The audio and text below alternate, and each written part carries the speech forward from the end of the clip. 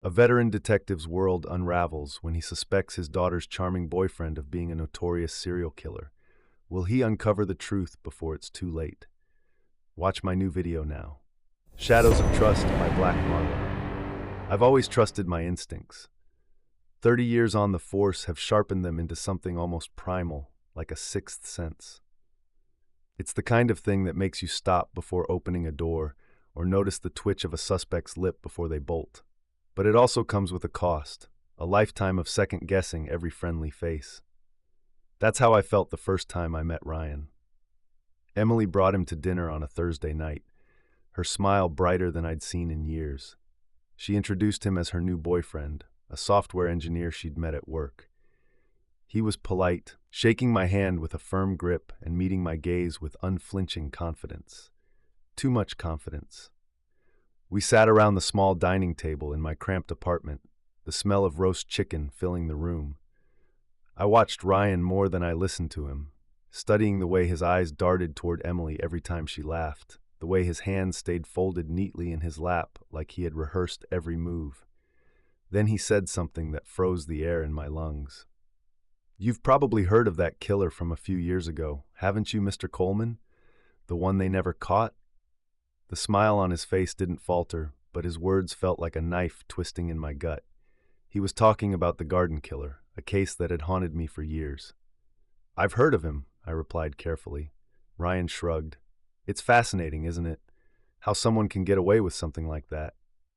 Emily rolled her eyes. "Ryan loves his true crime podcasts. It's creepy, honestly." But Ryan's eyes never left mine, and in that moment, I knew. After that night, I couldn't let it go. I pulled the old files from my office, the grainy photos of victims, the handwritten notes detailing their last known movements. Ryan's face floated in my mind as I read over the reports. The garden killer had struck 6 years ago, targeting young women in their 20s. The bodies were found in public parks, staged like mannequins, with no signs of struggle. No DNA, no witnesses, a ghost. I started looking into Ryan's past, using every resource I could access. He was clean, too clean. A degree from a prestigious university, a well-paying job, no criminal record. But his last address caught my attention, a small town not far from where one of the victims had lived. When I confronted Emily about him, she bristled. "Dad, this is ridiculous," she snapped. "You can't dig into Ryan's life just because you don't like him." "You don't understand, Emily," I said. "There's something off about him." "What? That he's nice to me? That he makes me happy?" Her voice cracked. "Why can't you just let me have this?" I didn't have an answer. The breakthrough came on a stormy night. I followed Ryan to his apartment after a date with Emily, parking a block away and watching from the shadows. Around midnight, he emerged with a duffel bag and drove to a storage facility on the outskirts of town. I broke in after he left, the lock on the door giving way easily under my tools. Inside, the air was cold and musty, and the fluorescent lights flickered weakly. The room was sparse, just a few boxes and a workbench. And then I saw it.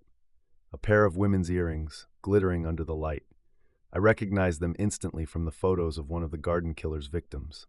I snapped a photo with my phone, my hands shaking, and called one of my old colleagues at the precinct. By the time they arrived, the earrings were gone. The room was empty, save for the dust swirling in the air. I didn't sleep that night. I couldn't. My mind raced with images of Ryan's smile, that calm, unsettling grin that never quite reached his eyes. I kept replaying the moment he confronted me in the parking lot, the quiet menace behind his words.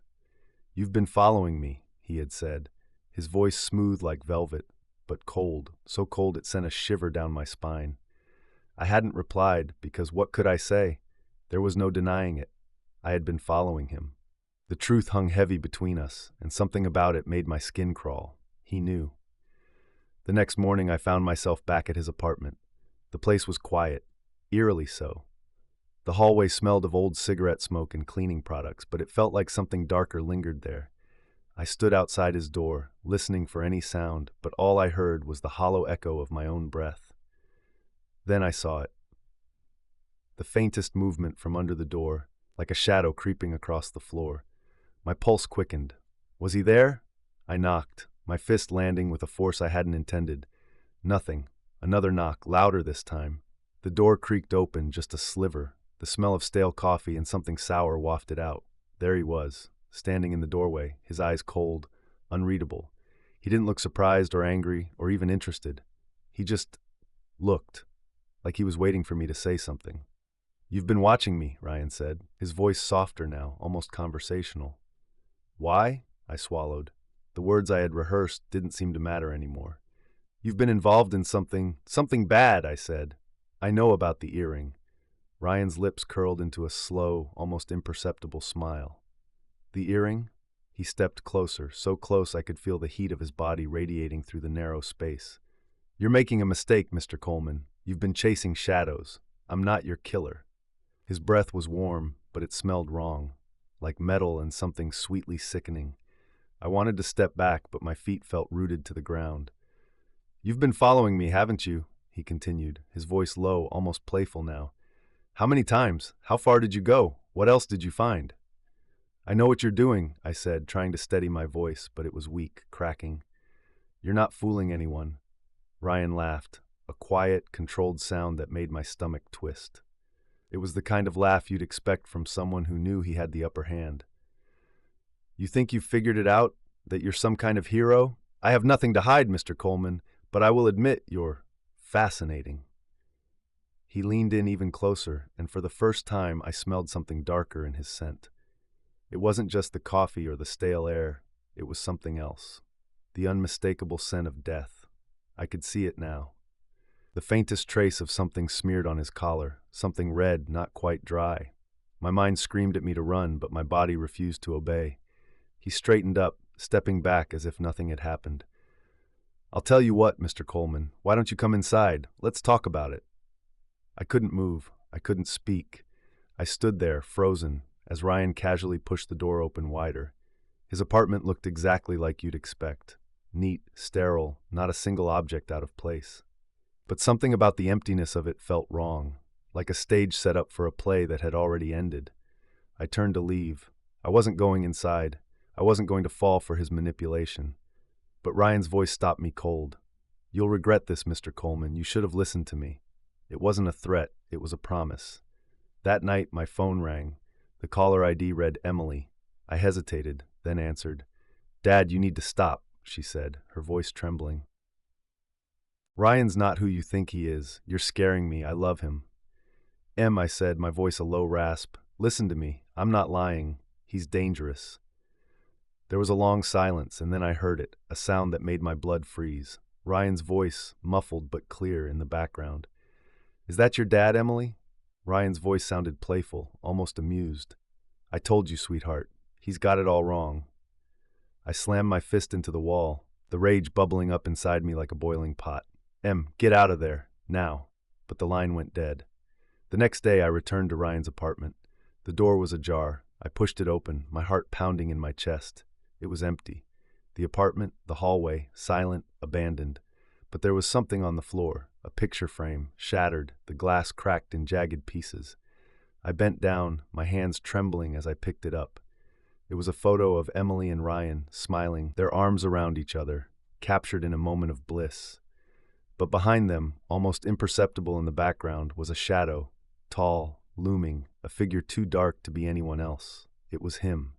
I backed away, my head spinning. How did he know where I'd be? How did he know everything? And then I realized with a sickening certainty, he wasn't just watching Emily, he was watching me. Would you like to add any additional twists, or should we continue to develop the next chapter?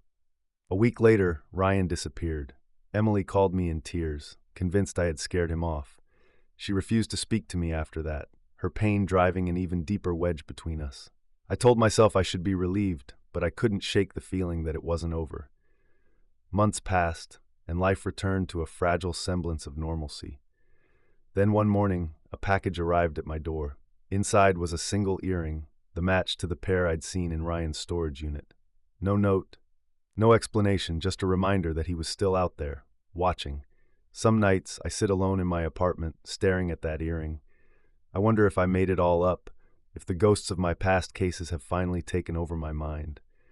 But deep down, I know the truth. Ryan is out there, and he's waiting for the perfect moment to strike again.